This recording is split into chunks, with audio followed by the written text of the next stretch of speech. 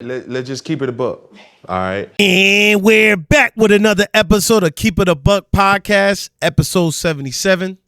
This your boy Coop. You can follow me at Coop_1988 on most platforms. Thank you to everybody who likes, shares, and subscribes. This is your boy Keeks. You can follow me at GSFK860. That's the Game Speed page. That's free training for kids in the community, so make sure you follow. Again, we're back. Please make sure you guys like, share, and subscribe. Thank you to everybody who does. So let's get right into this episode today. On all platforms, remember that. Oh, yeah. All platforms. All social media platforms, all audio platforms, whatever you want to do, you go find us. You going to find us. Yes. All right. Should we start a Keep It a Buck Discord? Just a regular Discord? Well, what we going to talk about? Topics. Things, you know what I'm saying? I don't know. Something like that.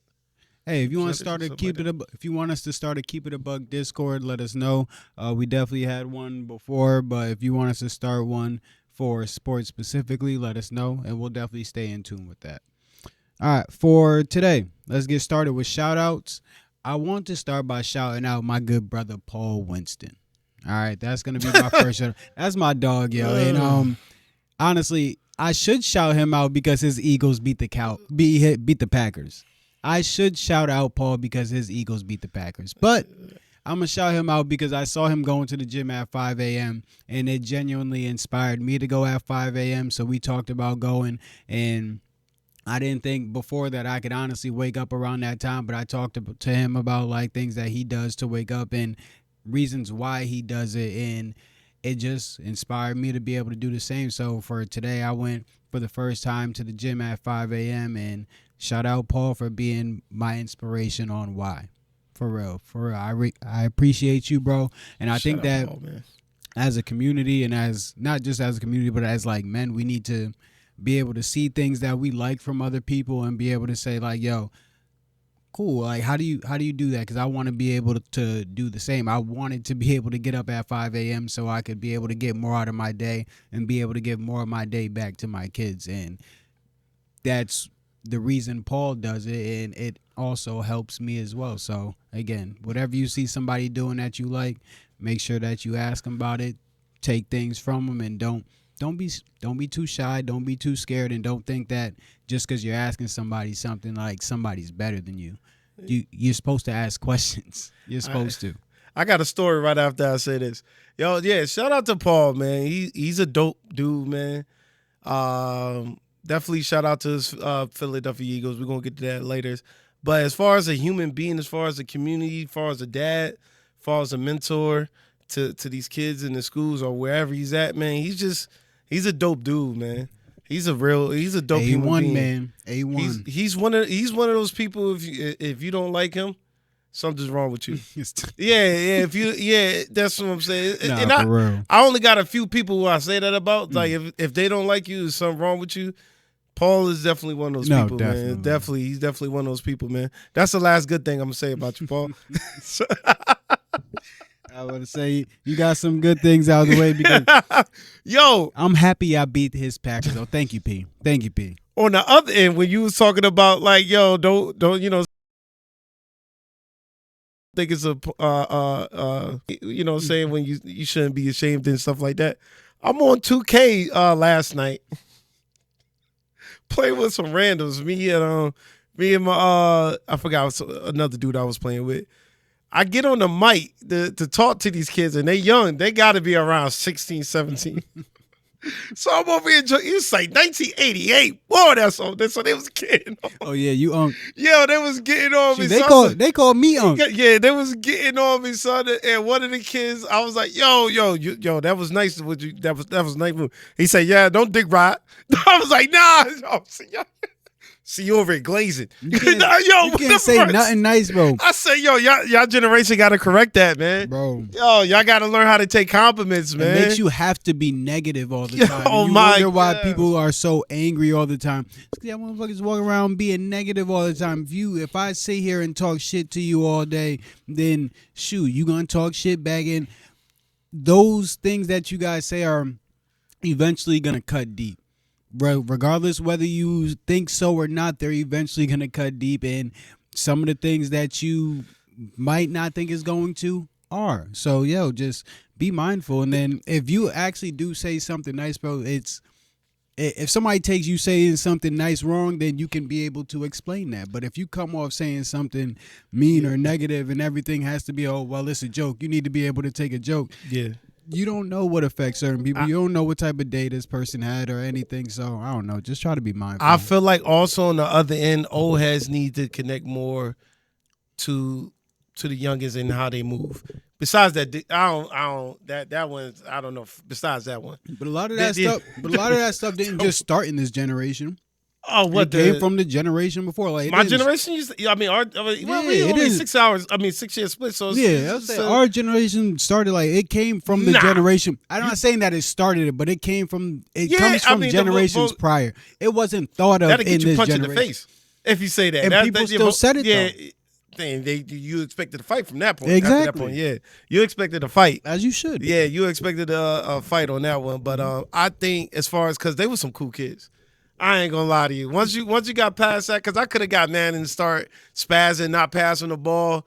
First of all, I like winning, so I'm gonna find you know what I'm saying. So whatever's gonna take the win. But there was some cool kids, man. They had me dying last night. They had me dying. But yeah, that was yeah, man. What Khalid said, man. Just stay easy, man. Learn how to take compliments, man. Especially as men, we don't know how to take compliments, man. You don't know how to take them. We black men are the worst people who take compliments. You say something. I'm sorry to make it a race thing, but I think black men are the worst people to try to take compliments. We don't know how to take compliments because we're not used to getting them. Yeah, I don't know. We're used to having to defend ourselves, so it's just like when somebody is saying something, it's just like, all right, there got to be some like back-ended thing behind it. And it's just like, yo, we can genuinely like show like love towards each other, like. You go to the gym, I'm happy to see you go to the gym.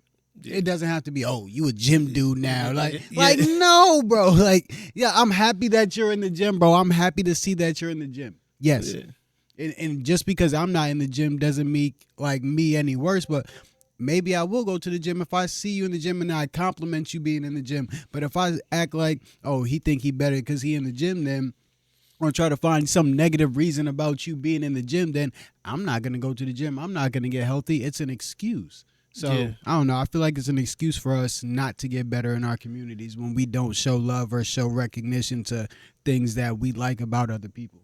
Like, shoot, I talk to people all the time about, not to go on a tangent, but I talk to people all the time about things that I like about the way they raise their kids. Yeah. Like, obviously, like, I love my parents, but everybody has different styles and different things that they bring to the table. So, bro, I'm asking LP about how he raises kids all the time. I'm asking freaking Nick Gray. I'm asking Paul Winston, like all different types of people that I like the way they raise their kids. I'm asking them questions all the time. I actually got my parenting. I mean, of course, my parents had somewhat, but I think I moved like most of my parenting style after my brother.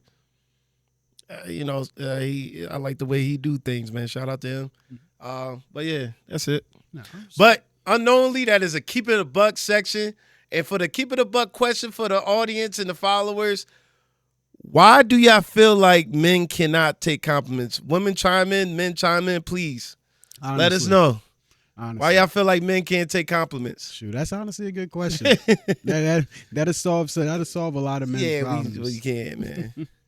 All right, we'll get into sports for the day. Honestly, I had to keep it a buck question. So you did? Nah, we go. Okay. Since we got that out the way, we could save this one for next week. Okay. So that's perfect. We already got one lined up. For sports for the day, we're going to get into jobs in sports after sports. Section jobs in sports after sports. That's going to be our section where we talk about jobs that you can obviously find still in the sports world because there are billion-dollar industries in basketball and football between the collegiate and pro levels and other sports. So there's jobs in these billion-dollar industries. So we're trying to find ways to help people be able to find these jobs. All right. So, Coop, do you have a job for today? I got one. Shout out to you. I would say coaching, man. And it's not even on the collegiate or professional side. Sometimes you could go down to your high school level, saying to whereas you want to help raise young men where they more able to be molded. Because sometimes kids nowadays, you can't even go to the collegiate because a lot of coaches wanted to go to the collegiate level because they felt like they was able to groom them into the man to be in the NFL. Now that college players is making probably more than the coaches now, you don't have that grasp on the players, and you quick to get out because they're like, yo, we paying all this money as far as that, as boosters and everything, we going to need another coach. But you're on the high school level, you got more time to mold them, more time to help them out. So I would say on the high school level too also. But coaching is a big thing. I think so. I say coaching. Okay.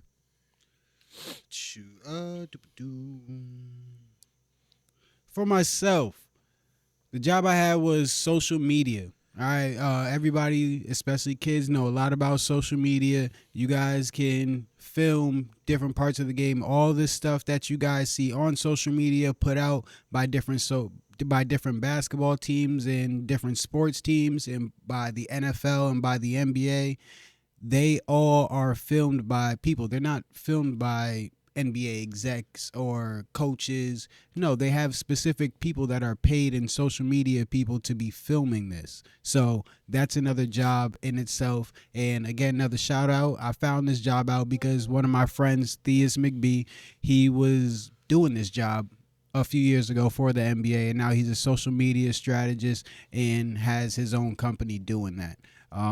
So shout out Theus, and shout out anybody who's just still finding ways to be able to do what they love and be able to make money while doing it. All right. So let's get into sports for the day fully. Coop, do you want to start with your Packers? Because we always got to start with the pain. Shout out to Philly. And the Philly fans, because I was talking shit. You know me, I was talking shit. I had to talk some stuff to the Philly fans. They are starting to be the most annoying fans ever. I mean, and granted, they should be because they have built a winning culture after not winning. I respect people who can't, because they didn't have championships in the 90s, 80s.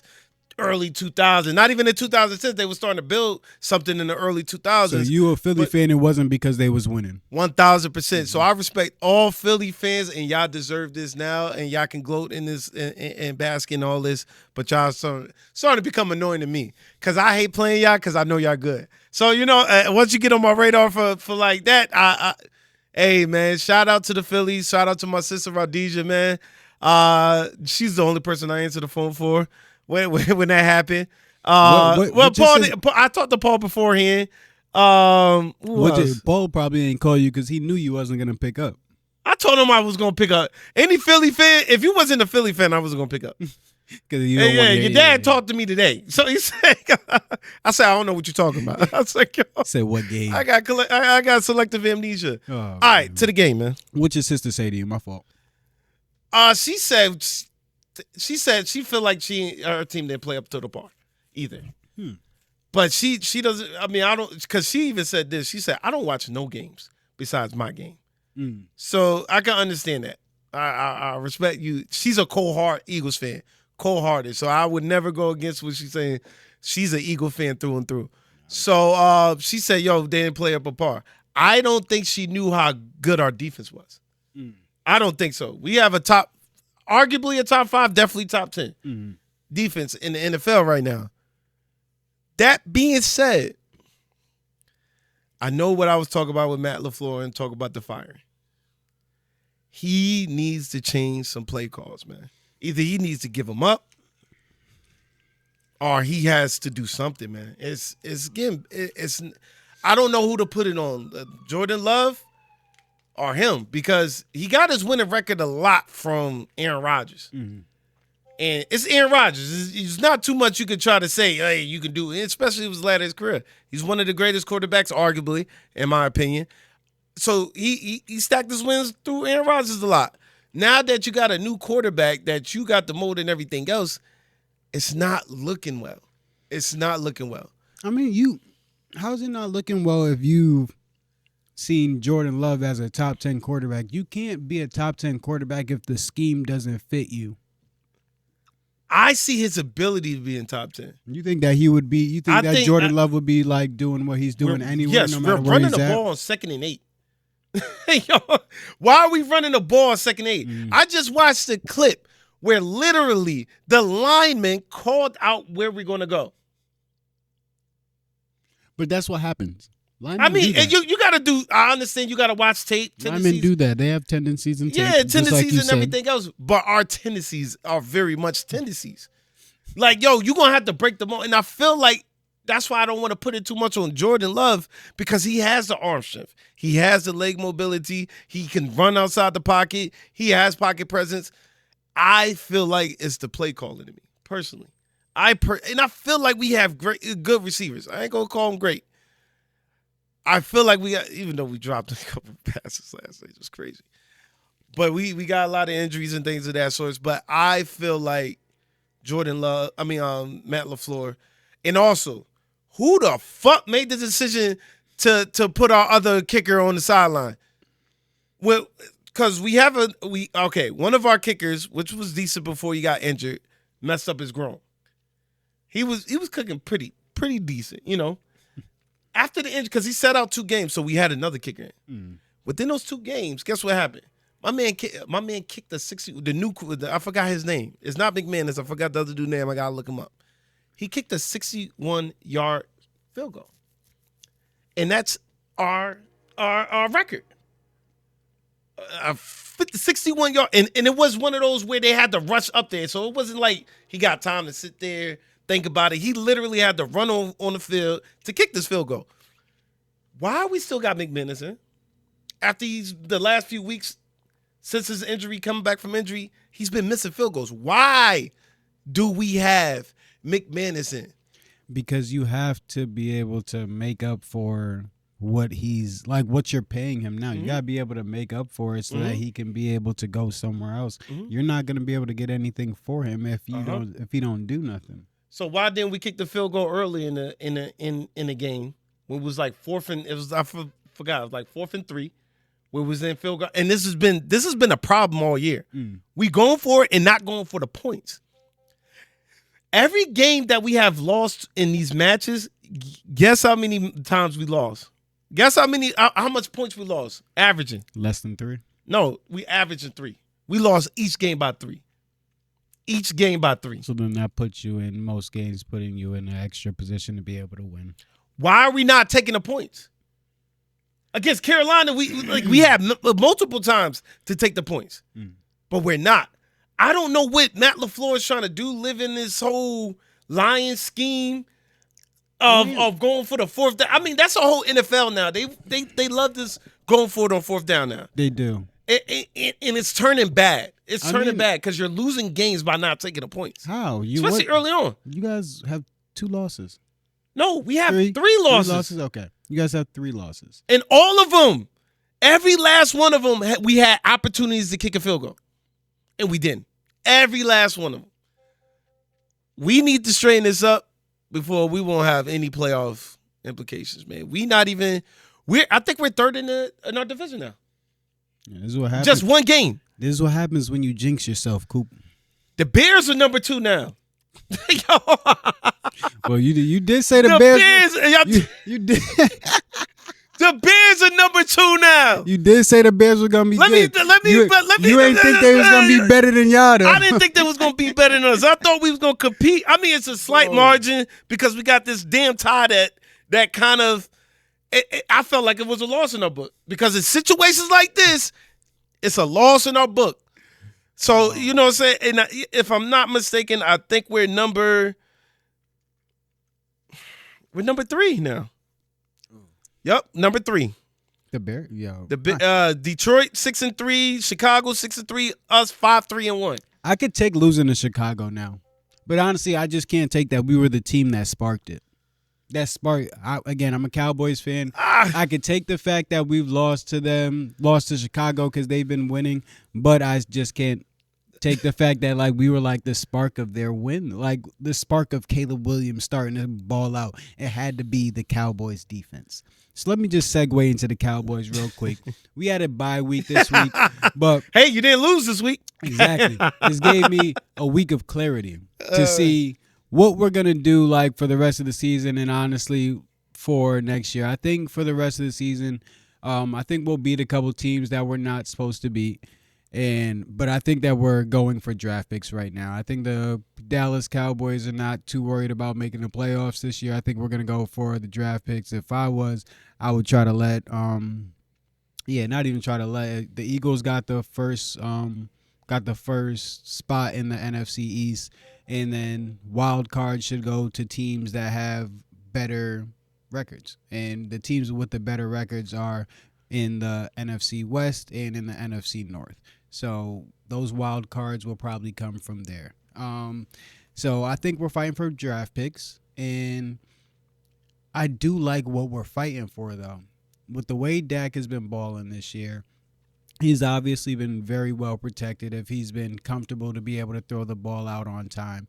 He has CD and he has Pickens right now. He has Ferguson at the tight end. I know he had like a couple bad plays from the last game, but I'm still sticking with him because he's been consistent for us all year. Same thing I said about CD. If you're consistent for us, it's part of the game. It's gonna happen, and that's not like that didn't ruin our season. Nothing Ferguson did ruined our season. So whatever. But yeah, I think that we can just keep building through the draft and be able to, since we know that Dak is protected, I think that we can probably be able to grab another lineman, but also be able to focus on our defense. Grabbing a linebacker helped the Dallas Cowboys out, and I think that, and another D lineman that we just grabbed to be able to help us out as well. So I think building our defense will be important.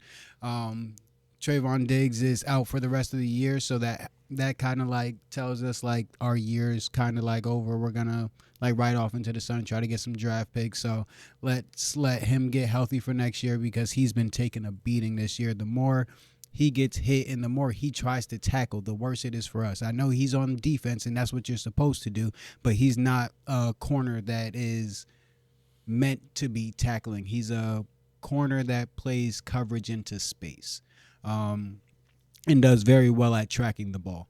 But yeah, our Dallas Cowboys, we're fighting for draft picks, but I am very excited for the next few years. We are prepping up, but honestly, I'm excited for a lot of teams in the next few years. A lot of teams look like they're a couple trades or a couple picks away from being really good, like the Giants as well. The Giants look like they're a couple picks or a couple trades away from being very good.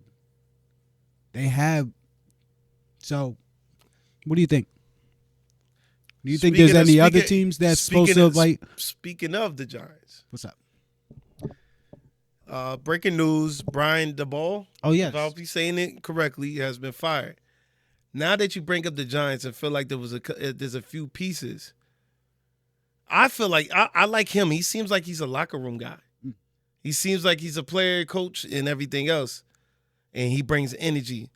Do you think that could possibly tarnish what's going on in New York Giants? I mean, because now they got the talent. It looked like the talent is coming back to New York. You got Neighbors that's going to be back next year. Mm-hmm. You're going to have Scatterboo that's back next year. You still got Jackson Dart. Slayton is good. Wan'Dale Robinson is coming into his own this year. And the defense is pretty good. Coaching. Do you think coaching is going to be the problem? I don't think it'll be a problem. I mean, obviously, it'll either go good or bad. So it'll either be that they don't match, or it'll be like the Warriors situation, to where you had Mark Jackson and he built a culture and a feeling for the team, and Steve Kerr came in, gave them what they didn't have, and that was like a very like structured, not more so structured, but like more of a free offense, and like kind of like let Steph like do him kind of, and just gave more of like a scoring mindset. Yeah, but you going from Mark Jackson, who was a great coach, to I don't know how many championships he won. He won like what, 3?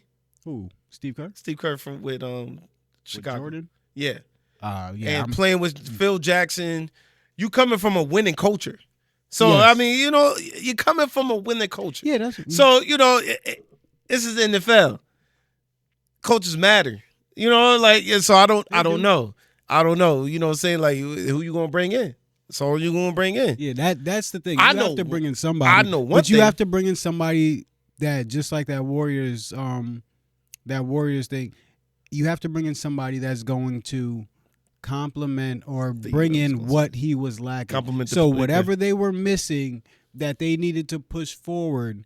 And now that they already got like their toughness and all this stuff and they have like an identity, now somebody needs to be able to fill in the gaps. I think Steve Kerr came in and filled in the gaps, and I think that's what somebody needs to do for the Giants. I think they pulled the trigger too fast. New York Giants seemed like they was headed in the right direction. They got two injuries. But you could say the same about Washington? the Warriors. Oh, when they had not Steven Jackson, when they had Mark Jackson. You could say the same. You could say that they pulled the trigger on him too fast. Yeah, you could say that, but come on, man, that's like Mark Jackson getting fired after Steph Curry. I'm not gonna say Steph Curry because I would say Jackson Dart is the Steph Curry right now. You losing Klay Thompson and you losing Draymond. Bro, Neighbors. No. Matter of fact, Neighbors is Steph. Neighbors is Steph. Can I tell you something? Yes. That's what happened. He was Steph was hurt, and 2, Steph was getting hurt those years prior while Mark Jackson was there. Steph wasn't really like I said Draymond too. Yeah, but like using 2 players. But NBA is less. Yeah, NBA, I know. Like, Yeah, I there's get less what you're players saying. on the court, so Yeah. I would take it as like just losing Steph. Just losing Steph. Okay. So even if you just lose Steph, bro, like Mark Jackson was battling that the whole time that he was there. He was battling Steph's injuries the whole time, and then still winning and like building a winning culture while he's not there all the time. I don't know. I feel like they sold him short, man. I feel like they should have gave him at least till next year. See what he does. I'll say at least to the end of next year. I feel like he was moving in the right direction. Players love to work with. But then you talk because you would have never got Jackson Dart in there. But then if he didn't make that move. That's a fact. But you also talk about You talk about the NFL timetable. You talk about how quick it is. Yeah, that's the part. Yeah, you're right. But you're in the losing season now. Anyway, you wasn't gonna make a push to the playoffs because of all these pieces that you're missing. Preparation is key. Why not try to develop something like let's develop something for next year? What's there to develop? He developed what they have now. Like they have. I see what you. They have the quarterback. They have the receiver. They That's have super trash. They have what they need. Yeah, I see what you're saying. Super trash. Maybe they're just gonna super trash. Pick up what they're missing. So, I say this though: if we lose, and we got Giants next, if we lose to a interim coach. I'm not going to be here next spot. Y'all really might. Oh, my gosh. Travis Hunter is out for the remaining of the year. What does that mean? They're going to make him pick a side. What the young kids say? Pick a side? Oh, we all say that probably. Pick a side and stay there. But honestly, I think they're going to make him pick a side. He might have a package here and there, and I think they might put him – me, from the eye test of watching some of his games, I mean, he started to come up. Later on, and he had to catch on. I guess the playbook and everything else. I think he's a better receiver. I mean, better corner than a receiver. That's what Richard Sherman said, and he was mad at Richard Sherman for saying that he was more naturally like he has like the natural movements of a corner. Yeah, I think they're gonna make him say, "Yo, you're just corner." So I mean, you might get a couple packets on offense, like here and there, maybe on the goal line yard, or to couple package here and there, but you won't see as much as what you're seeing now. Why? Or why do you think they're going to try to doing relate it to his playing time on both sides of the ball? I think that's the case, and that's their investment. What else do you got? I feel like Trevor Lawrence ain't that. It's not the marketing tool that they need in Jacksonville. It's Travis. I mean, not Travis. Travis. But if you're going to talk about marketing, then what's more marketable than somebody that plays both sides of the ball? Nobody's done it since Dion. You're right about that, but that's why I said he's still going to have packages, but he's just not going to play as much. They're gonna make a pick a side, and that's where the uptick gonna go for playtime on that side, and the other one is gonna decrease. I feel like it's gonna be more towards the defense, less towards the offense. Because I feel like you exert more during the offense. You do need, because you're gonna get hit. That's tough. It's gonna be tough for Travis Hunter because offense is the marketing of the NFL, kind of. So it's just like you take him away from offense and put him on defense because he is better on defense. And honestly, corners are needed in the NFL right now because the receivers are going dumb.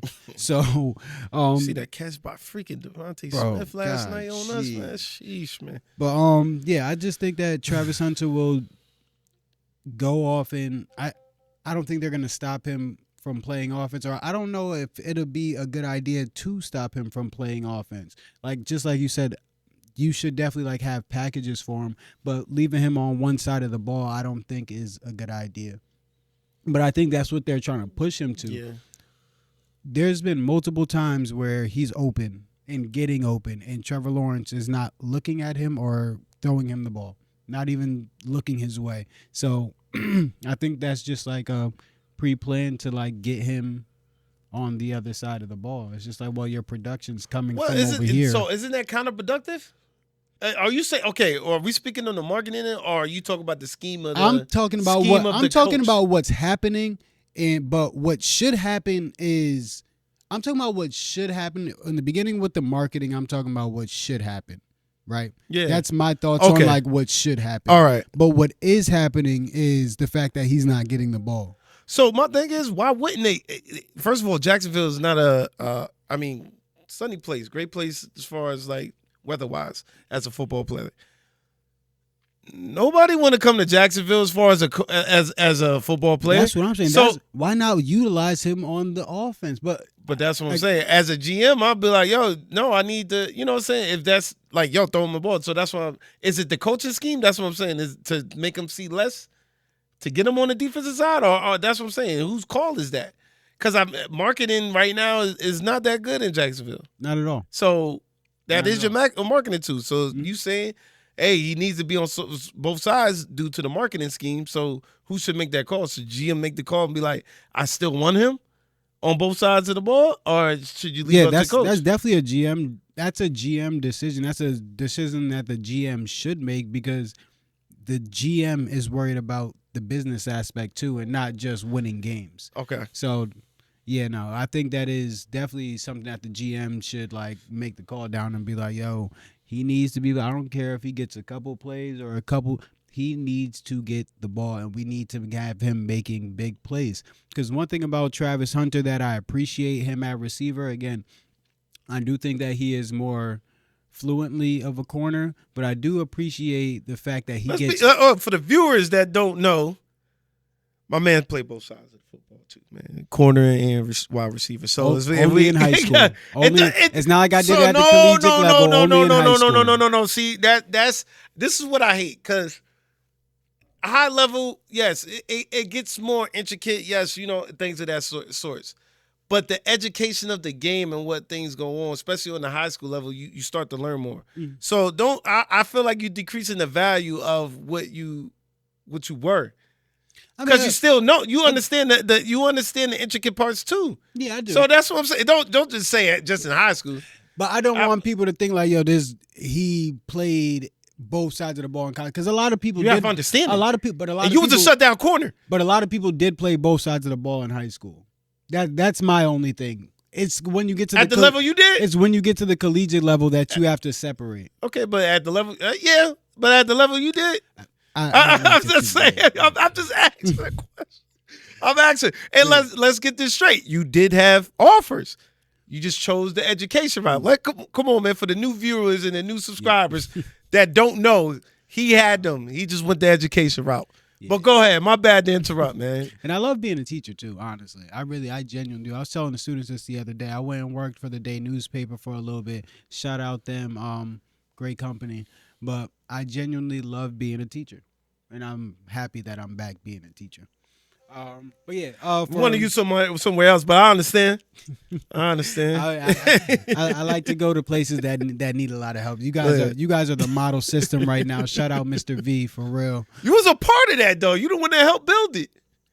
I just saying. I like to give the flowers where they do. I don't like to give myself. I don't like to give myself the flowers. Again, it's a huge team. See, over and there. this go back to our original. It's a huge team. Our over original there. keep it a buck question. Look at that. Gotta man. give the You gotta say, flowers. I'm just saying, but man. I got it. And honestly, I was just telling Eli that the other day. He was talking to me about like he's so happy to be at Benny Dover, and I'm like, yeah, I got a great team. I got a great team. And we had a great team at the high school, and I love my team at the high school. Your team has just been like established a lot longer, and you guys can see like the camaraderie that has been built because you guys have all been there for so long and been having to like deal with the same thing and going through and just being on the same page and like building off every year. Yeah, and you guys get better every year. So yeah, I always appreciate the Benny Dover staff for being a model staff. Always. Yeah, that was a little bit off task, but. Yeah, no, Travis Hunter, he's definitely more fluent as a corner, but the thing I do appreciate him at receiver is the fact that he gets open. We always talk about quarterbacks not being comfortable throwing the ball because receivers aren't fully open. CD really gets open. Pickens really gets open. So, like, those are the type of receivers.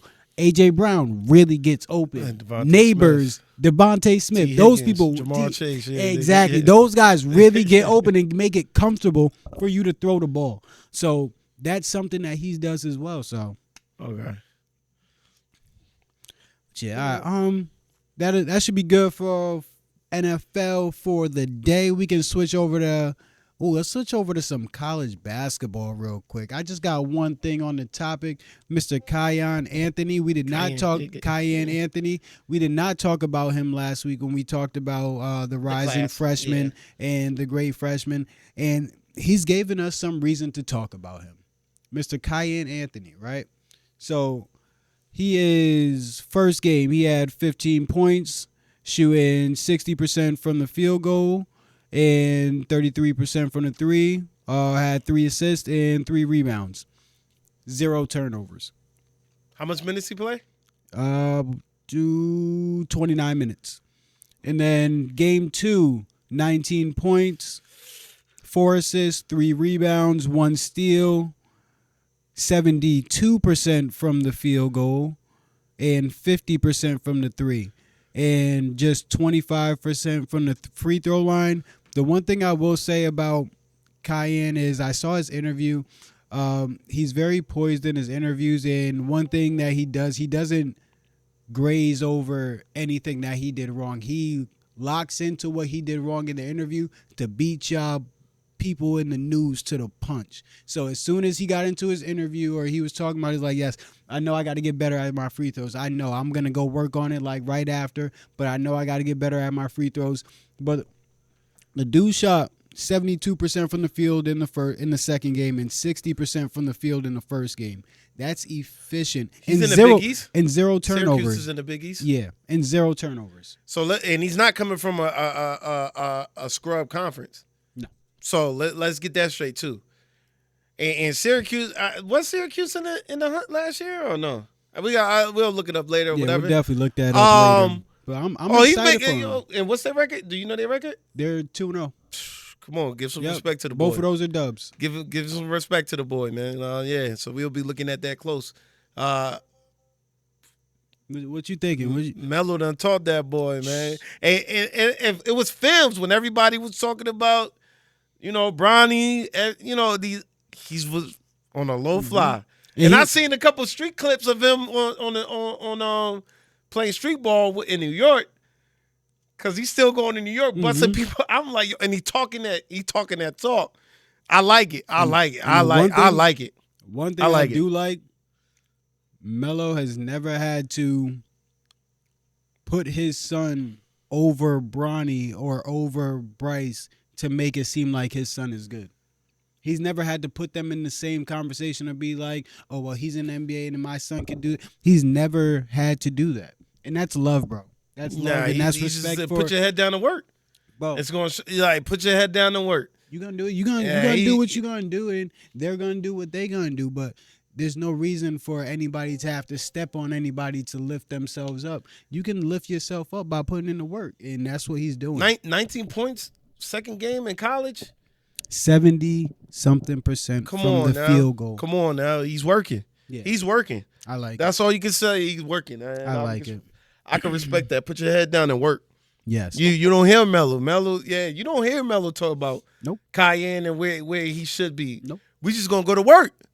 We just gonna go to work. He just talked about how much he loves watching him. Yeah. Now, when you hear Melo talk about Kiyan, you hear him just talk about how much he loves watching him and like some of the stuff that he does with him. But it's more you can just see like he loves watching him grow and watching him develop. And it's not about where he ends up. It's about where you're developing from. But that's the thing about Bronny and LeBron and stuff. Everybody's so focused on Bronny and like what he's doing and exactly like what he's not doing. Bro, he's developing. Yeah. It's supposed to be developed. Yes, he was put in the NBA. He was supposed to be put in the NBA because his dad's in the NBA. His dad wants to play with him. So what? Yeah. So what? And he's put in position. He's doing the bare minimum. What they always say. They always say if you need to be somewhere on a basketball court, you got to be able to defend your position. You got to be able to defend your position. And that's what Bronny does at the bare minimum. He defends his position. He can shoot the ball. But honestly, Gilbert Arenas just had this take the other day. He's just a little bit too timid. He's scared to make a mistake, even though, like, mistakes are a part of basketball. Yeah, it's going to be part of the game. But also that comes from him not really being in position before to make mistakes. And so, like, he's always been on, like, these really good teams, right? Yeah. Even in high school and all this stuff and in college, he's been on really good teams to where you don't have the room to be able to be that best player that sometimes can, like, miss a couple shots or, like, even take a couple, like, bad shots sometimes for a heat check and it'd be okay. Like, segue going into Detroit Pistons, I gotta ask you a question. Yep, you guys question, but that's a segue into Detroit Pistons right after too, because Cade just had that night the other night to where he's allowed to do these things, but it works in their benefit. Yeah. But you have to. It's a respect thing. Do you think LeBron hurt his kid by doing that? By doing what? Putting him in these certain schools to whereas he's amongst the great players and everything else, and do you think that it kind of subdued his growth? On the other hand, versus Kiyan, where he was thrown to the wolves, he's going street balling. You see him on the court. You see him going at these people. You see, like he's doing all this and that. Like, and another person who was like kept in like the public school system is Gilbert Arenas' son too. But that's what I'm saying. So they stayed in these systems to whereas now we gonna feed you to the wolves. You're gonna have to learn how to not, because Kiyan, by the looks of it, he's not timid. He's not timid. And he's not second guessing. He doesn't look like he's scared to mess up. Yeah, that's what I'm saying. So did LeBron, and I'm not talking about the father.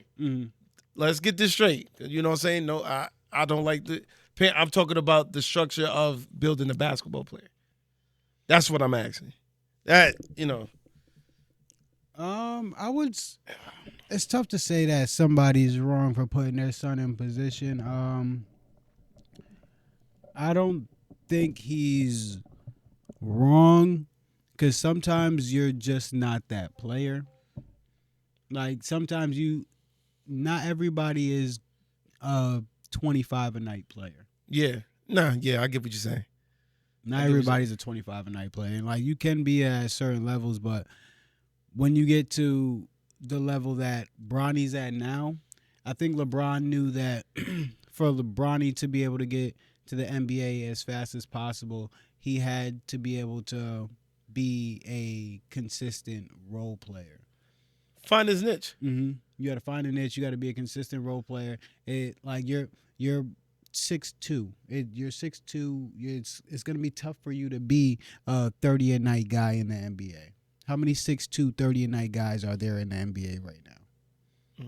So you got to find a niche. And what's a creative niche? Going to play defense. what's a niche that keeps Chris Dunn getting paid millions of dollars? Like your boy, yeah, him too, and your boy Marcus Smart. Marcus Smart still getting paid. Yeah, he's still Getting paid. And honestly, Patrick Beverly's one of those people that it took him a while to get out the league, bro. He was sitting there still getting a check because he was sitting there still being scrappy, playing defense for a long time and barely shooting the ball, but he was being scrappy, playing defense when a lot of other people just wanted to be able to take shots. So they're pushing him out the league, and he's doing what's being asked of him. Mind you, coming from Chicago, which I'm hearing he was one of the best scorers, and it's Chicago, which scoring one of the 50 balls and basketball cultures in the world. And you know you gotta this find your niche. He found his niche. This is where D Rose from. Yeah, that's what I'm saying. So yeah, you gotta find your niche on some. So courses. I think he set him up for the fastest route to the NBA to be playing and like be able to get the most minutes. If Bronny was coming trying to average 30 or like he was coming in as a scorer. Right? If he came in as a scorer and everybody was trying to look at him as a scorer, they're going to be like, well, he's 6'2". It's going to be hard for him to get his shot off. It's hard for us to see him on this court. Okay. But if you can tell me that he can come in and guard Tyrese Maxey, or he can like try to slow Tyrese Maxey down and do a good job at guarding him and staying in front of him, he can stay in front of all the best guards in the league and do a good job at it. Okay, we could work with him. Yeah, you belong to him. We could work with him, and we could put him anywhere. Mm-hmm. So that's why I feel like LeBron did a good job at making sure his son can be able to fit anywhere, even after he leaves. Because if you can defend, bro, you could be there. Mm-hmm. If you can defend and you can, and honestly, that's honestly a good way to talk about Chris. We have a new section that we have called Keeping Up with Chris. And this is for Chris Dunn. I went to high school with him, and he is a good friend, and he's just a dope dude. So I want to make sure that he gets his recognition and his flowers. So we're going to have a new section called Keeping Up with Chris, and we're going to talk about his stats. One thing I wanted to talk about this year, or today, is Chris has increased his 3-point field goal percentage. I know the season has just started, but he's shooting his 3-point percentage at 44% right now. His field goal percentage is 54. He's averaging 7 points a game and 2 assists a game and 1.7 steals per game. So almost 2 steals per game. How much minutes do you average? You know what I mean? Pretty sure it was around 29, I think. So good. He's getting a decent amount of playing time. But shout out Chris, because he's been doing what everybody's been saying that he needs to do.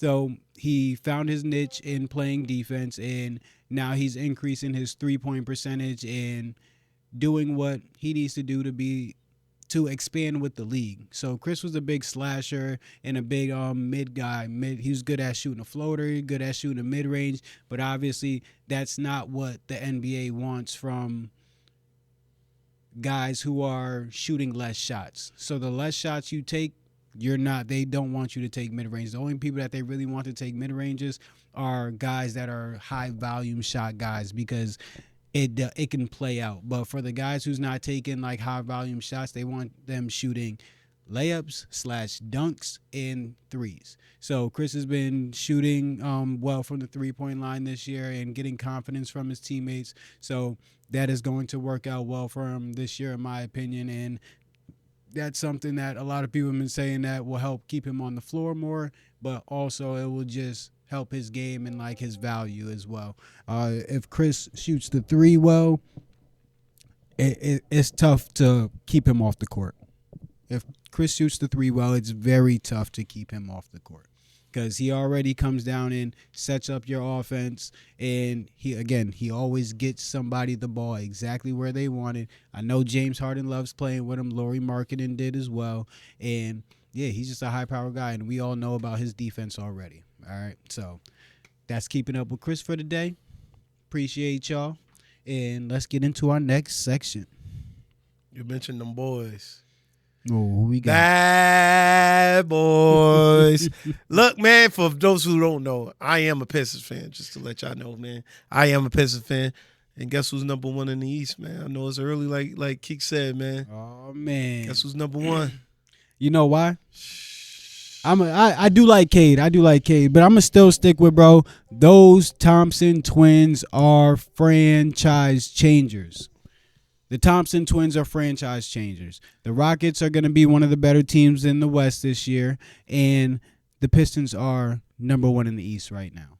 Number 1 in the East. I'm gonna give you some time to talk your shit before we go over to Cade, because Cade had a hell of a night, and some people would say that it's not. All I'm trying to say is, man, they building young right now. I'm loving what they doing with Stewart, Isaiah Stewart. They starting to put him in the as a catch and shoot to give Durant some more space in the paint. Tobias, he fits. Y'all gonna have to get. Y'all need him to play well so y'all can get a good price for him. But he's been getting good prices forever. Has he got his last good contract yet? Because he's been getting good money for a long time. Let's not talk about him too much as far as. But y'all need him to have good value for you guys to get something out of him. Y'all need something out of him. But I don't think that he's it for y'all to be in. I think he's a great trading bait right now, but he's too old for that now. I don't think he's a good trading bait. I think that he's honestly, he might be what y'all need though. I think so too. Because that good old veteran. Yeah. Even though he doesn't have too much postseason, he did play with Philly for a little bit, but yeah, I think the problem in Philly was they wanted him to be like that third scorer. And here they don't even care about him scoring. Yeah, because he's tied around the 4th. Tied with 3rd with Thompson twins. See? So good. Yeah, exactly. Thompson is 13.9. He's 13.5. See, so that's talking about Tobias Harris and Amon Thompson. That's around like what he's like. Not Amon Thompson. I feel like they were forcing him to to score 17, 18. And I feel like once he's gets around that 18, 20 points consistently, I feel like it's not good for the team. I feel like what's good for the team is him scoring that 13, 14 points for Tobias Harris. What's good for the team is Cade. Yeah. What's good for the team is Cade. Yo, let's talk about Cade. My man dropped buckets. When was it? You want me to go over the stat line? Tuesday, Monday night.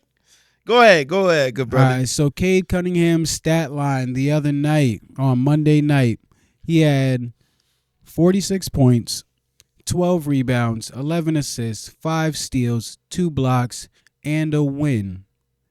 But he was 14 for 45 from the field, shooting 31%, and the most misses since Kobe. If you being compared to Kobe, is this an issue? Hell no, this ain't an issue, man. Because who else gonna do it? Somebody got to shoot the somebody got to do it. Somebody got to shoot the shot. If the ball is I have a problem with Tobias.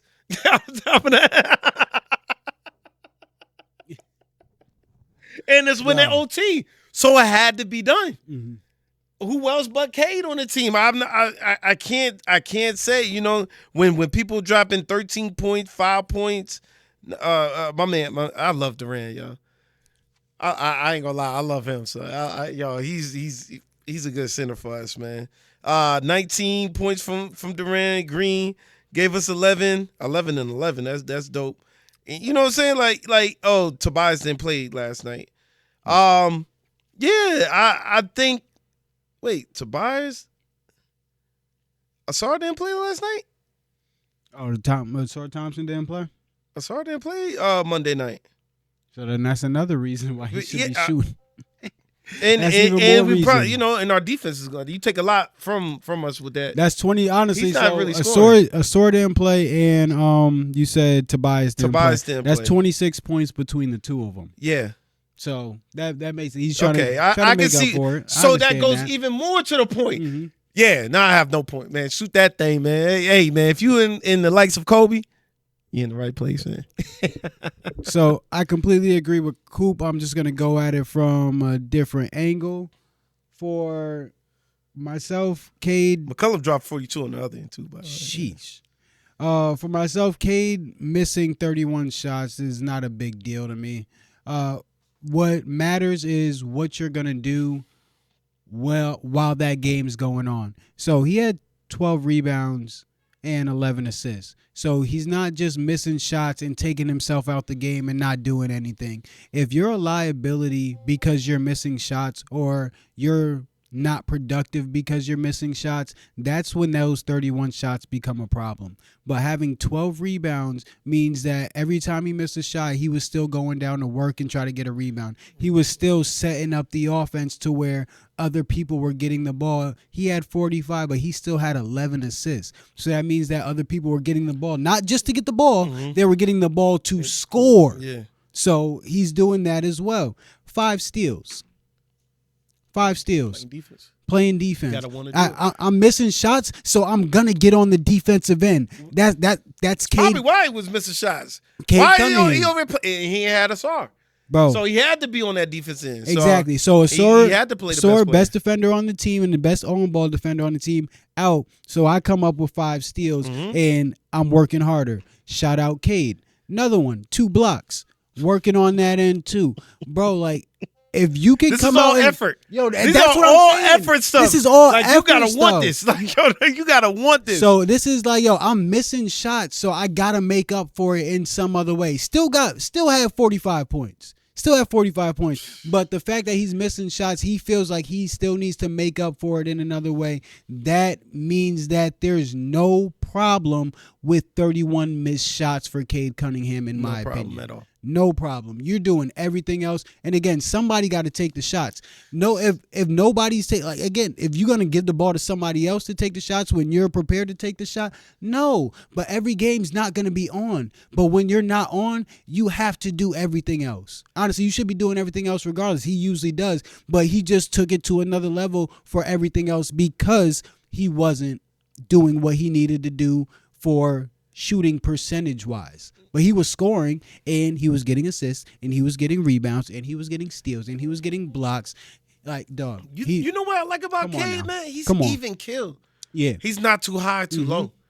Like you like I like that, man. I like that He's to where it's not affecting. I mean, I like energy, but if the energy is affecting your game, then that means you just being emotional. Yeah. So if you get not emotional, if you get like energy and doing all that, and it goes to the end of producing better, then yeah, I want you to do that. But he's even killed, and it produces. So I like. I got a comparison video loading. I'm coming Kevin back. Durant?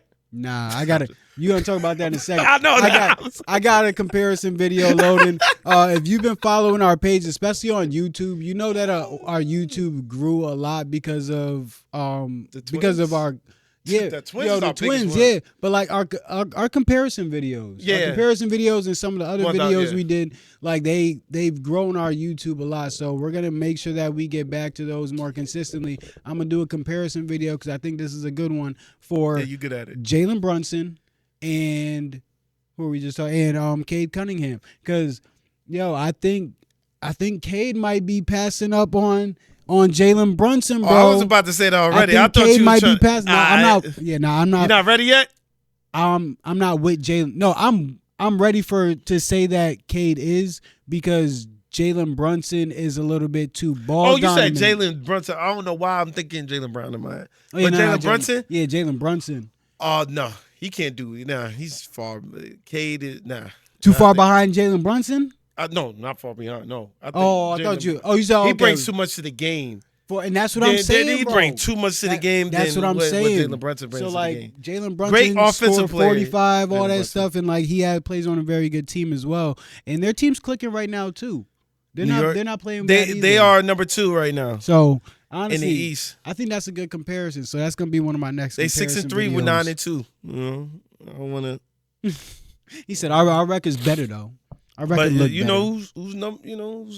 Who's not top 4?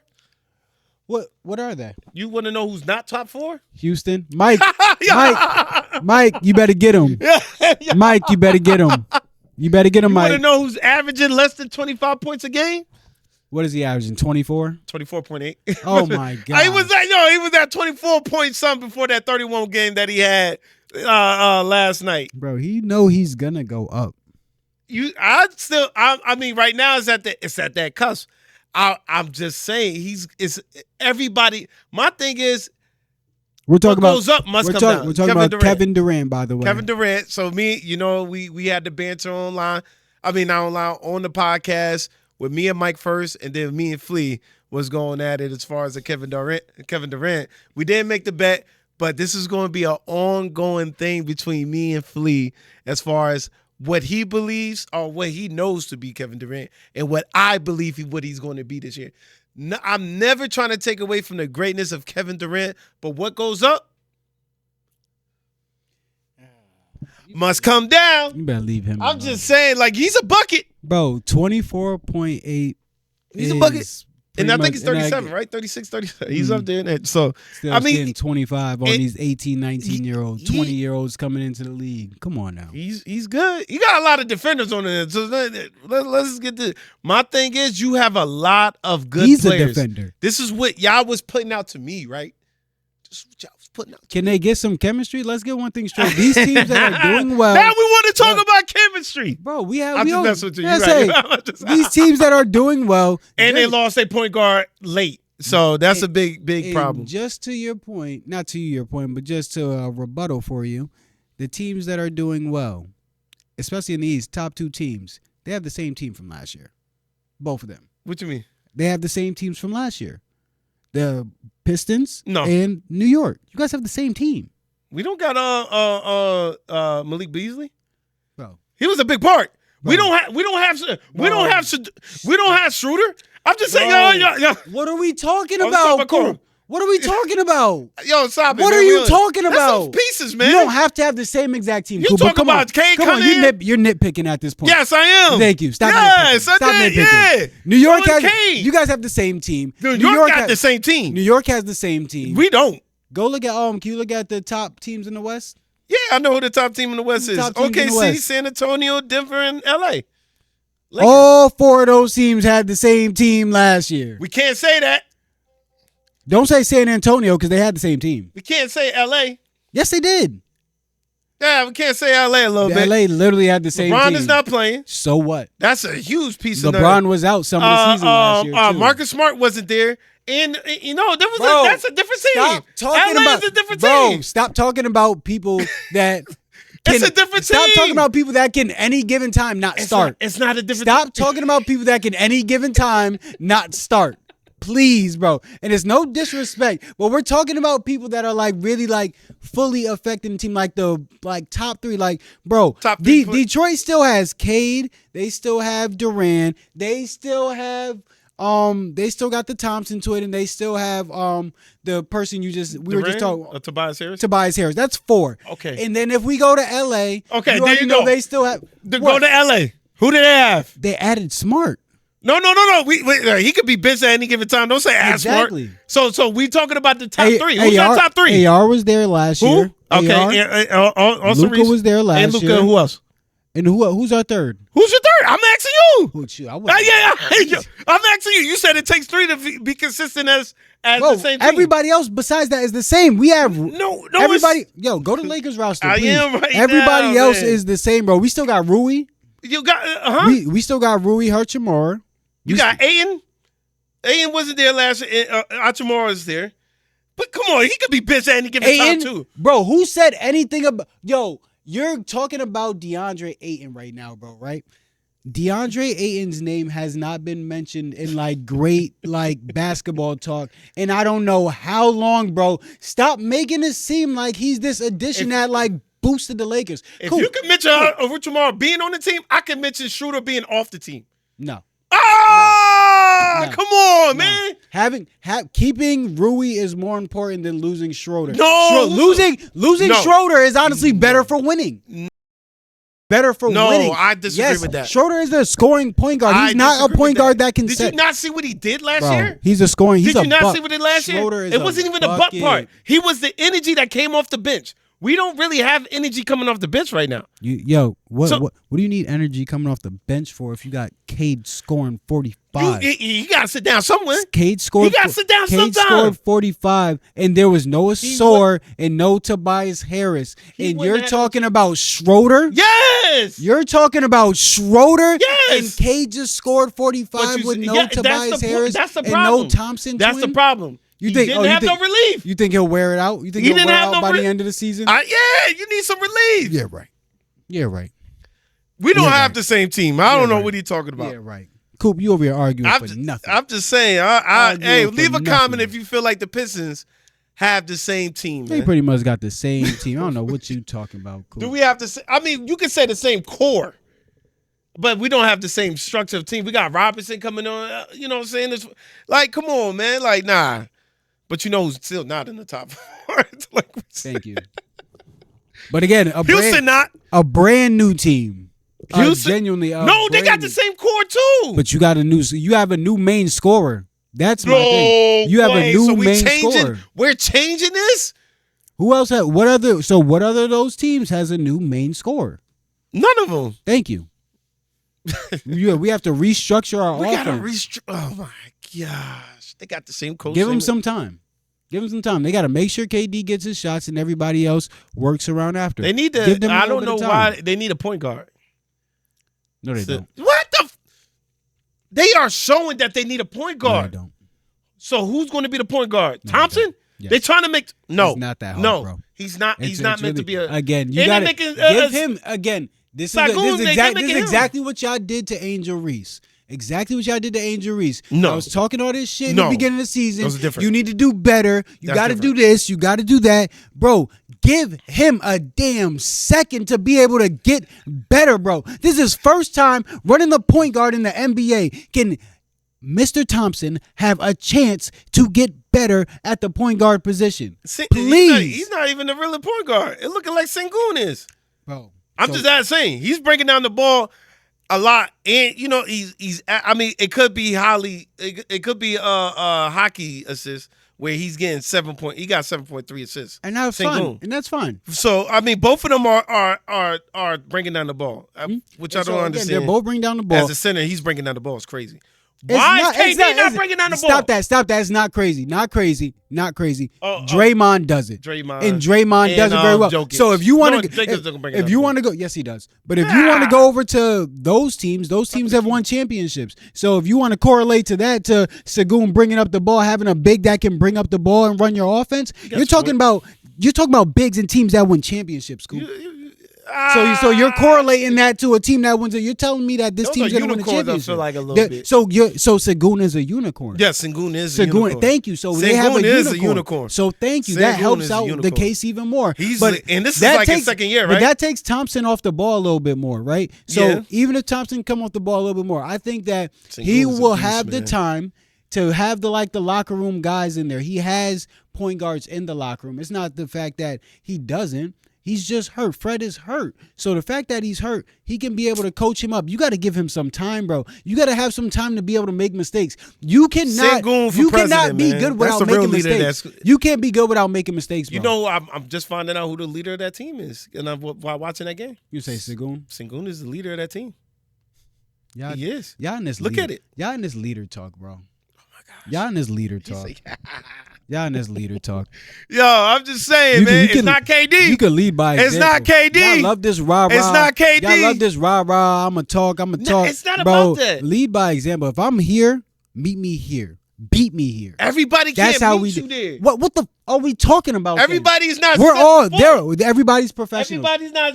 But you can meet me to the gym. You can beat me to the gym. You can see what I'm doing. Who's to say these guys not doing that? Bro, they're obviously Who's to say this guy's not doing that? He is. No, that's not saying Bro, that. they say that. They say that all the time in the NBA joint. And this is the one reason why I'm happy they do have NBA interviews. They say all the time that there's a lot of guys in the league that don't work out that much. That don't beat these guys. I don't in the know. gym. Houston don't seem like that type. That team right there. Bro, I don't see them being that. But this is why I feel like their team is going to be different this year. You're the one who's saying that they're not going to be good. I don't think they're. I never said they're not going to be good. I said they're not going to be top 4 in the West. They still going to be in the playoffs. And I don't think they're going to. I don't think they're going to make it. Houston is one of those teams that can be whatever seed they want, and it doesn't matter. Well, yeah, I didn't argue about that. You have Kevin Durant. I argued the fact that it wasn't going to be top 4 as far as the record. They cannot. And I agree. They could possibly not be top 4. And this was pre-Van Vliet. So let's put this out there. This was pre that when I said this. And I think that Kevin Durant was going to average less than 25 points. So these are the two standpoints that I said. I never said they wasn't going to be good. I feel like they're going to be good, and I don't think they're going to make the Western Conference Finals. I said that. I think I did say that. Mm. If I'm not mistaken, I think I did. I think they can. I think they can make the Western Conference Finals. I don't see too many teams that match. I would love too to well see them against in OKC in the Western Conference. Yo, you know who looked I good? would love to see them. You know who low-key looked good because they got a nice pickup? Denver with Valanciunas looks really good. Denver with Valanciunas. You give I'm about to say he's just like Jokic, but not at a high clip. Exactly. Not at a high clip of. Bro, and I realize this, dog, because I'm sitting here playing. I'm sitting here playing 2K My Player, and then I went to the Nuggets, and Jokic went down, bro, and I'm sitting here cooking with Valanciunas, and I'm like, bro, I didn't even realize he's over here, dog. They are a lot better than people think. Denver, us are a lot with outside. The outside, bro, because I feel like people think that Denver is just like the team that they have been like the last couple years. Yeah. So like they won like the championship a few years ago, but I think that people think that they're like this like team that's like falling off. Coming down, but like yo, that Valanciunas, that makes a difference. I know we bro. early in, saying 10 games in, around 10 games in. I know we saying the surprise team and who we expect to be there. Who are you most disappointed in?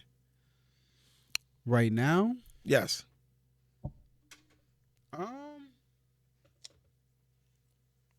I don't really have a disappointment. I feel like it's too early in the year to be disappointed in anybody. Okay. You have a disappointment? Yes.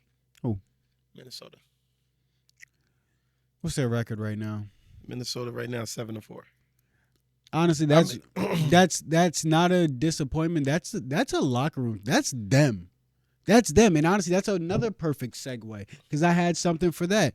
Jeff Teague said that he was traded for shooting the mid-range when he was in Minnesota. And they were talking about the analytics and how analytically strong they are. Get out of here, buddy. Everything's analytics over there, they said. But, bro, Jeff, I respect that, and I understand that because Chris was over there, too. So when Chris was over there, they just had Chris going down and sitting in the corner with Zach LaVine, and Zach LaVine was doing whatever he wanted. They had Chris going down and sitting in the corner to shoot the three and not doing anything, just having him just sitting in the corner. So Chris is a point guard, especially when he first got into the league, top 5 pick. They wasn't even really letting him run the point. So I know that they were going into that shift of we need to shoot threes. We need to shoot threes. And Zach LaVine can shoot the three at a high clip.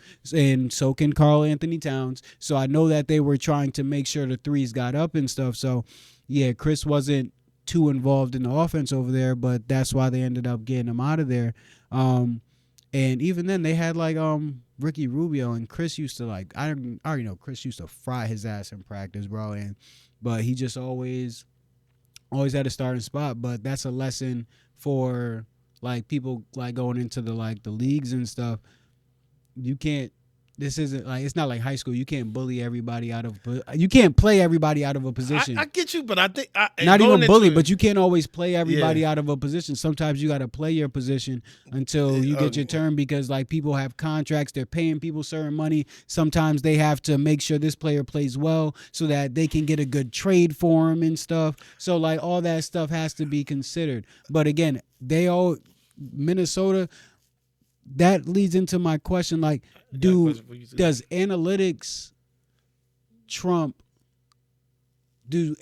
always trump the natural mind and the natural feel of basketball? It shouldn't, even though numbers don't tell everything. I understand what people always say, well, that's a bad shot analytically wise because you're not a high volume shooter and things like that. It's still getting 2. So imagine me not taking the shot that I had. We get a turnover, whatever it said, they go back down and they score a 2-pointer or 3-pointer. That's a 2 to no. It's a 4-point swing. 4 to 6 point swing. 4 to 6 point swing. By me not taking that shot and me being hesitant due to analytics, because I'm not a volume shooter, when I could have scored this 2 right here. So analytics, no, it doesn't show. That joke is trash. That's a good example. I think it's trash. That's a good example. Segue to that, because you saying the culture, and I agree with the culture, but I think it's through the players for something. I don't think they're meshing too well. I think Rudy Gobert is not fit for the. I don't know why I can't stand Rudy Gobert. I don't think he's fit for that squad. I understand the defensive. All he gotta do is rebound. I think he stops everything. So that because the offense is like yeah, fluent. so Everybody. especially when you got Ant Mhm. so fast, and, it's like fast, and then you got why his name went blank just now? That just got traded with the Knicks. Oh, Julius. Yeah, Julius. He's a ball stopper. Like, you know what I'm saying? Like, he's going to want to have a little post or a little ISO. So the way that Ant works, he likes to go up and down. Stuff like that. So quick buckets and I think it's a culture thing that's working with them. You know what I think it is? I was about to give a little segue, but go ahead. I think it's the fact that I think it's the analytics for Rudy. Oh, okay. Because if you think about it like this, Anthony Edwards is shooting like the most threes in the league. Yeah, he's like up there for shooting the most threes in the league, or at least he was last year. So if I'm taking away Anthony Edwards' slashing ability, I'm taking away Rudy Gobert's lob threat. So what is he supposed to do on offense? He's not. You got to play. You got to play to your personnel's strength. Rudy Gobert is not the type of person to come out, catch the ball, swing, go backdoor cut, and then swing again. But no, he's supposed to set a screen, and then he's gonna roll, and then he'll catch a oop, and then if you miss, he'll get your offensive rebound. I don't think they're putting Rudy Gobert in a position to be successful because of analytics in Minnesota. You make sense. Okay, then. So this is a segue. As y'all know, as the people know, because it came out right after our podcast about Ja Morant. They feel like they trying to see if he should be getting traded because that culture is not looking too well between him and the coach. So, because he got benched for the Pistons game too. Mm-hmm. A lot of people thinking he should go to Timberwolves. I think that's. I've seen that wave right now that a lot of people saying he should be pushed towards the Timberwolves. What you think? No, I don't think that they'll be what everybody thinks they'll be because they're both ball dominant people. They're both ball, but like they're also electrifying. But I'll say, but also they're like Luka and LeBron to where it's just like if one's diving, you gotta stop them, and then when you have the second drive is always easier in basketball. So if I drive and then I collapse the defense, once I kick, that next person that's driving has somebody that's running out at them, so it's easier for that second person to drive. If Anthony Edwards is going to the basket off of a second drive, or Ja Morant is going to the basket off of a second pass or of a second drive, bro, scary. I don't want Anthony Edwards to That's drive. scary. I don't want him to drive. And Anthony Edwards isn't a spot. He's one of the best 3-point shooters right now. He's not a whatchamacallit shooter though. No. Well, what does Anthony Edwards shoot? Threes. He does shoot threes, but there's a difference between spot up threes and shooting off the dribble. Anthony Edwards shoots that skip three. Anthony Edwards shoots off the dribble, but he also. You don't think it would work as far as like jobs? I feel like driving to the paint and then dishing it to Ant for an open shot. I feel like it'd be a little bit different because that's like an AI in my mind. It's like a new age AI and Carmelo. So the thing about that is, I think Melo developed into being able to shoot that, but even that was like a little bit tough because Melo was not like Melo became like more of a catch and shoot person, but he was a shoot off the dribble type of person too. Yeah, but playing with AI, he definitely had to, because why not? I think it would be electrifying. I think it would. I think it would be extremely electrifying to see that. I think it would. I think it would just be tough for him to adjust. Yeah, I don't know if it'll work. But it'd be tough for him to adjust. I don't think Josh should be in Memphis no more, especially everything that went on. Josh should be out of Memphis. He's probably going to be out this year. Yeah. Either this year or next year, but they might, if they want to get value for him, you put him out this year. But if you want to decrease his value, you don't want to decrease his value because you're not getting back. You don't want to do that. Yeah, but if people, the NBA's done worse. Yeah, you're right about that. Oh. All right. So, that honestly should wrap us up for the day. Cool. Oh, well, let me go into the Ray Nexus for the day. a lot of stocks in crypto are flying down right now. We're in like the mid of September, so it's Mid of September.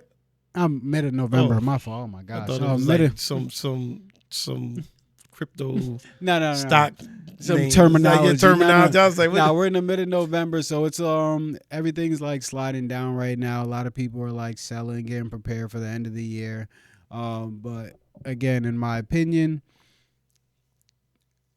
the stock market and the crypto market are starting to go hand in hand and not working inversely of each other anymore. So I think as the crypto is going to have another uptick before the year is up and into the beginning of next year before it starts to like fall off of a cliff, I think the same thing will happen with stocks. So I'm in position right now to hopefully be able to profit before the year is up. Like I'm in different positions right now that are up in like the end of January. So I'm betting on crypto right now to go back for another rise before the end of the year or around the end of the year. But yeah, none of this is financial advice. Please make sure you do your research and do your own research or go seek financial advice from a financial professional. Again, this is all just to make sure like you guys are tuned in and just like doing your research. These are the things that I do and the things that I take into consideration when I invest. Cool. You got anything for the Jits today? I'm gonna say it again. The same thing I said last week, man. As parents, I'm gonna say it again. As parents, be present and be accountable. I'm gonna say it again. As parents, be present and be accountable. Do with that information as you please. Just do it. So as community members, I want us to get comfortable having tough conversations. And that's overall, like conversations that don't conversations that people that like might not like each other or something. Like we should all be able to come to a common ground on things like that. But also when we're community members and we have kids in this community and we're like around kids in the community, we need to make sure we're communicating with parents. And if you're a teacher, if you're a coach or something, we need to make sure we're communicating with parents, and we should all be on one page for like what are the expectations of these kids and like what these kids are allowed to do and not to do, because you can always make it seem, these kids always want to make it seem like they're allowed to do certain things at home, and then when you go talk to the parent's like, yeah, right, I'll knock they ASS out. So I just think that there needs to be communication between a lot of people, and it's not just the parents need to do this, but also teachers need to communicate with parents, coaches need to communicate with parents need to communicate with coaches. Everybody needs to just communicate and give grace and just know that everybody really is trying. Not everybody's trying to get over on you, not trying to get over on people. There's more people that are trying and loving than people trying to get over, but those people that are trying to get over usually just get plastered because those are like the bigger stories and it's easier to talk about. But there's a lot of love going around these communities and a lot of support. So let's just make sure that we keep communicating and have these tough discussions and tough conversations so that we can teach our kids to. And we can teach our kids to not just sit here and beef and do all this stupid stuff and sit here and try to fight and not be able to communicate. All this stuff is just a lack of communication and not being able to talk into the situation. Bro, again, it starts with the parents. It starts with the adults, not just the parents. It starts with the adults in the community. So it's not just the parents. Again, it's the parents, the community members, it's the teachers, everybody, the coaches. Everybody who is involved with kids in the community, it starts with us. It does. And we got to start leading by example. All right. That's it for today. We appreciate everybody that likes, shares, and subscribes. We really do, y'all. We're running, and then we're going to try to hit 2,000 subscribers before our 2-year mark. We'll see how we get to that. But we're definitely flowing and getting more subscribers on different platforms, and our Facebook starting to uptick. TikTok's doing well. Instagram's starting to do well. So we honestly doing all right, man. So we appreciate every single person that does. Light up Spotify, light up the Apple, light up the Amazon. Yeah, we got Deezes, we got Pod. You know, we everywhere now. Everywhere. Everywhere. So again, we appreciate it, y'all. When in doubt, Keep it a buck.